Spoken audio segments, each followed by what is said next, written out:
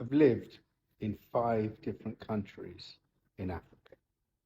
I've lived in Malawi, Botswana, Zambia, Morocco, and Nigeria.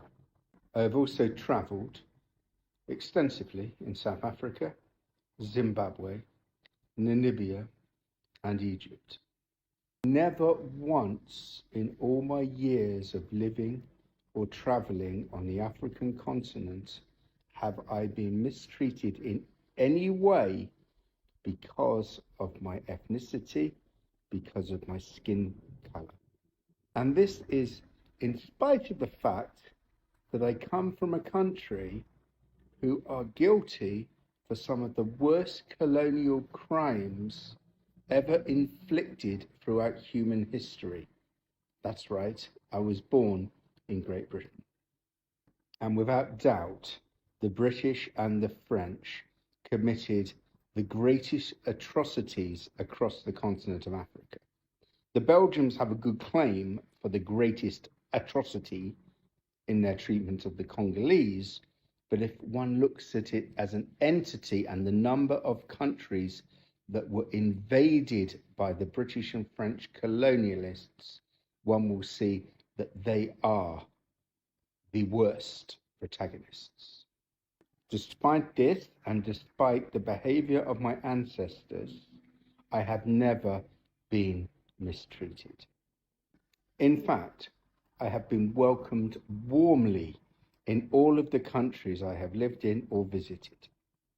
And when in Africa, I don't cocoon myself in some enclave dome which is inhabited by people who like to refer to themselves as expats. I hate that term. But no, I integrate as much as possible within local society. I will go to a shebeen. I will go to any compound and experience life as it is for people in the country where I am based. So whether that's in the village, whether it's in the township, whether it's in the local bar, I will integrate, I will mix, and I am always made welcome. Now contrast that with the way many Africans are treated when they choose to live in the United Kingdom or France or other parts of Europe. The difference is incredible. The everyday racism experienced by African people on the European continent is a crime against humanity. Now, there are different types of racism. The most obvious is the day-to-day experience that an African will have whilst living in parts of Europe. The name calling, the staring, the subtle discrimination. And for many Africans, they will just brush it off because it is so common that they just get used to it, sadly. Worse, though, is the institutional and structural racism that Africans have to abide with. The restrictions on their movements, the fact that most passports emulating from the African continent will only allow Africans to travel visa-free to a handful of countries. And most of those will be other African countries or countries in the Caribbean. And moreover, the difficulty that Africans have finding work in Europe is unimaginable. People who are qualified as doctors, accountants, lawyers, university lecturers, nurses, teachers do not have their qualifications and experiences recognized by most European countries.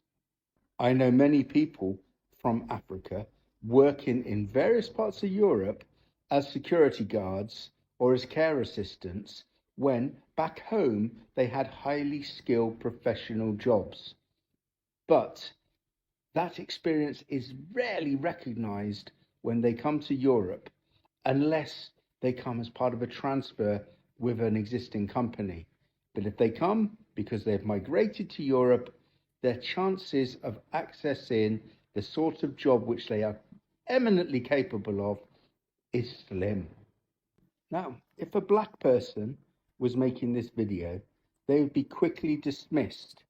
They'd be dismissed as having an axe to grind or always trying to find problems. And again, that's part of racism.